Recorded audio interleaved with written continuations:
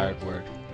We're finishing up chapter 13 right now. This is the overview, where I'm going to just give a quick recap over what was in chapter 13. Once again, chapter 13 is a parenthetical chapter. This is events that are taking place throughout the entire period of the tribulation that's going on here. As we saw in the beginning of chapter 13, there was a beast coming up out of the sea that had 7 heads and 10 horns. That was a conglomerate of the 4 beasts from the book of Daniel. Now, Daniel's vision, the first beast he saw come out was a lion. In this case, the beast has the jaw of the lion. The second beast Daniel saw coming out of the water was a bear lifted up on one side with 3 ribs in his mouth. In this case, the feet are like a bear. The third beast was a leopard. In this case, this beast's body is a leopard. And then the fourth beast that Daniel saw was a beast with iron loins and 10 horns. Now, this is a composite of all 4 of these beasts together.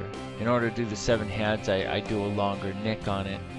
I had the opportunity to be able to do this where the body looked, instead of trying to combine them into a conglomerate beast that looked like the dragon, I could have done it with an obvious leopard body and an obvious, a little bit more obvious on those. But I figured, since this is representing both the Antichrist and his empire, his kingdom, that it would reflect the way Satan looks.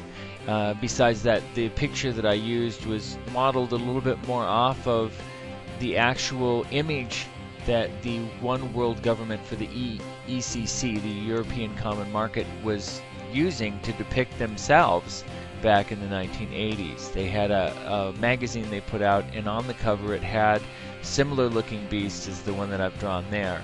And there was no reflection to scripture at all. It was just the way they were using it to depict the European Common Market or the New One World Order. Now in this you have both the, like as I said, the Antichrist, the New One World leader, and you have his empire. You see that you have the 10 horns, and the 10 horns have 10 crowns, so that these are 10 rulers that go with it. 3 of the horns are ripped out, 1 takes its place in the Daniel prophecy, and it's a small little horn with eyes all over that speaks blasphemies to God. Now the eyes all over, usually the eyes is how they see things, it represents wisdom, and the blasphemes to God is a direct reference to the other scriptures dealing with prophecies of a future pseudo-Messiah, or Antichrist as most people call him, that Daniel speaks of later in his book, who speaks blasphemies to God. And you see more details on that in the book of Peter. As you carry on down in this chapter, you see a second beast coming out of the land. And as I mentioned before, usually when they represent the waters and the beast coming out of the waters, it represents him coming from the people. When it gets to the beast coming out of the land, there's no life in the dirt by itself without the water.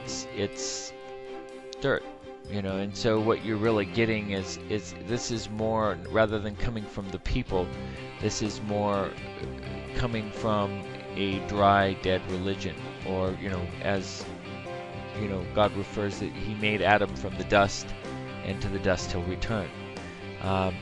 That is a representation for the false prophet coming in. He looks like the lamb, but he speaks like the dragon.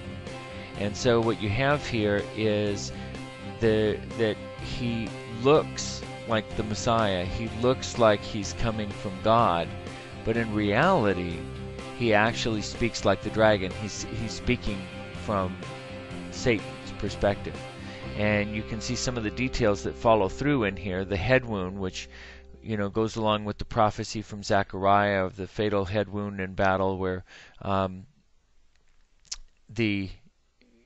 he's cut down and then he's restored and the world's amazed by it. The fact that he has power to bring the image of the beast to life, to bring fire down from heaven. Now, I see this more, and now we're getting into more of my own opinions on some of these. I see this more as a high-tech Antichrist. If you look at Reagan brought in the Star Wars project, I think that's where the fire from heaven's going to be coming down. I see cloning involved. I mean, you can see where everything is going in the world in terms of the way they're looking at aliens and life in outer space and that kind of thing. And I see part of the blasphemy that the Antichrist brings in is that when he goes to war against the two prophets, that he tries to say that, you know, this isn't God in heaven, that this is actually aliens invading from outer space, and this is an attack, and that's how I see him trying to come back and combat against where you see the army is going to war against Jesus when he's coming out of the sky. How better of an argument for him to get them to fight against them, but we have to defend our planet, you know. Granted, this is all speculation and like that, but I figure in the overview this is the best place for me to put stuff like that, is in the commentaries on it, on giving an overview of the chapter. This is chapter 13 that we've been covering over, and we're going into chapter 14. It's still part of the 7 signs. Chapter 12 started the 7 signs in the beginning. Chapter 13 is the next one. We'll be going into chapter 14 next, so I'll see you back here at Inspired Word.